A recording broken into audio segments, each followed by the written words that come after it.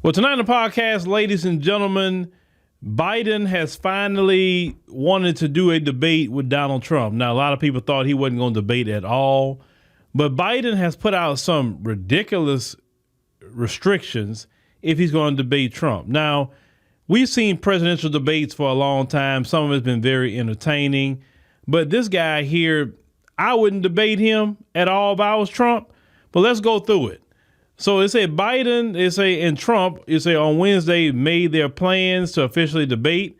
But the offer from the Biden team came with several strings attached. It said Trump gave Biden an open invitation to debate anytime, anywhere, and Biden rose to the challenge. It said telling Trump to make my day in a heavily edited video on social media. Yeah, because this guy can barely speak a coherent sentence. Alongside Biden's announcement came a letter from his campaign to the Commission of Presidential Debates, and that letter revealed a few critical limits that Biden's team was placing on any debate between him and Trump. And here's each of the restrictions the Biden campaign is demanding. He doesn't want an audience. Now, why doesn't he want an audience, ladies and gentlemen? He don't want an audience because, he can't really think on the fly at all. He don't want no criticism, because he's afraid that protesters may show up in there, right? He's afraid of that. So he don't want no audience. Now, you're dictating that you want no audience. I would want to debate him. Because listen, we have audiences every time. Now, during the pandemic, certain things have changed, but come on. So the Biden campaign heavily criticized the CPD for making debates huge spectacles with large audiences in his letter to the organization, and said the new debates between Trump and Biden must take place in a television studio with just the candidates and the moderator present. It said debates should be conducted for the benefit of the American voters watching on television and at home, not as entertainment for an in-person audience with raucous or disruptive partisans and donors. It said who consume valuable debate time with noisy spectacles of approval or jeering. It said, as was the case with the original televised debates in 1960, a television studio with just the candidates and moderators is better, more cost efficient way to receive, focuses solely on the interests of voters, Biden's campaign wrote. No, he's worried that nobody's going to cheer for him and people are going to boo his behind. That's what he's worried about. He also said no RFK or any other third party candidate. Now, this is a party that always says we got to save democracy and Trump is a threat to democracy, right? Well, how is it you're not giving the people a chance to hear from a third party candidate? So how are you going to sit up there and say you don't want no audience and you don't want no third party candidate? Now, Robert Kennedy should sue. He should sue and take it up high as he could, because that's not right. He should have a chance to debate. Now, Biden's campaign says a debate must be 1 versus 1 with no third-party candidates allowed. The fact is this man doesn't have the cognitive reasoning to debate two people. That's what it is. Now, he continues to say this is a critical demand because it excludes Robert F. Kennedy Jr., a long-shot independent candidate who has nevertheless made his presence known in polls.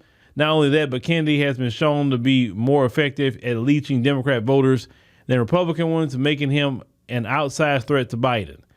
He said the debate should be one-on-one, allowing voters to compare the only two candidates with any statistical chance of prevailing in the Electoral College, and not squandering debate time on candidates with no prospect of becoming president, Biden's team wrote. That's so anti-democracy. That's very anti-democracy, y'all. I think that Kennedy should have a chance to debate with everybody else and let the American people decide in November, right? That's what democracy says. I told you a long time ago, the Democrats are anti-democracy, very anti.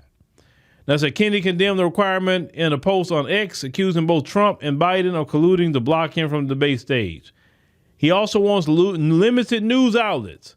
Biden demands limit the number of major news outlets that can host a 2024 debate.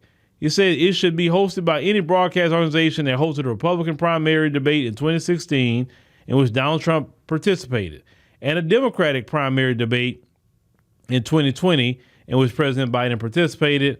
And said so neither campaign can assert that the sponsoring organization is obviously unacceptable. If both candidates have previously debated on their airwaves, then neither could object to such a venue, the campaign wrote. I said this rule set limits to networks that can host a debate to CNN, ABC, CBS, or Telemundo. Now, Telemundo is owned by NBC. Now, why only them? Who are you to say that, right? Like, this guy is literally trying to tell people what networks can do it. No audience, no third-party candidate. Like, that's not how debates work, bruh. You show up and you debate and get it in. They say candidates' mics must be mute after time expires. They say Biden's campaign blasted the CPD for allowing extensive crosstalk and interruptions during the 2020 debates between Biden and Trump.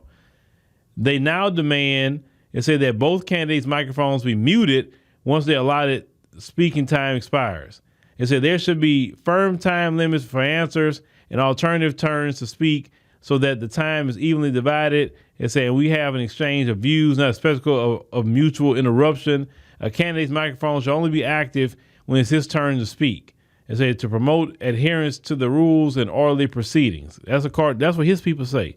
It said the letter to the CPD criticized, it said the organization for being unable or unwilling to enforce the rules in the 2020 debate. It said the results, it said, was far from indeed entirely inconsistent with the orderly and informative process the voters deserve in 2020 and should be able to expect in 2024. No, what that is that he don't want Trump going in on him and he can't respond to it. You understand what I'm saying? Now, once again, if I was Trump, I wouldn't debate the dude.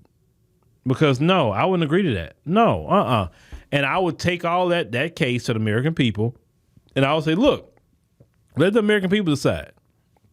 Let them decide how they want to hear it. The debates, to me, especially the one Trump was in, was entertaining as hell. It was extremely entertaining.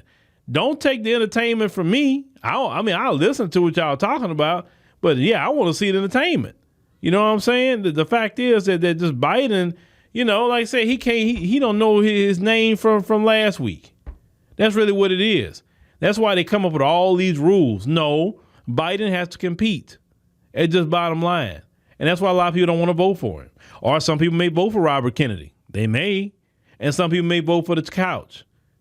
For him to say he's basically threatened by Robert Kennedy, then maybe some people that don't want to vote for Trump vote for Kennedy or whatever. Just as long as they don't get their vote to Biden, that's how I look at it. But yeah, ladies and gentlemen, the Biden team is trying to control the debates, lord and master over it. And I'm sorry, there should be some major pushback to this. No. He's telling us that he can't debate. That's really what it is. His team is forcing him to do this. Because you got to debate. Because at first, he didn't want to debate nobody. He didn't want to debate in the primary. He didn't want to debate at all. But now he's kind of like, yeah, maybe I got to do it.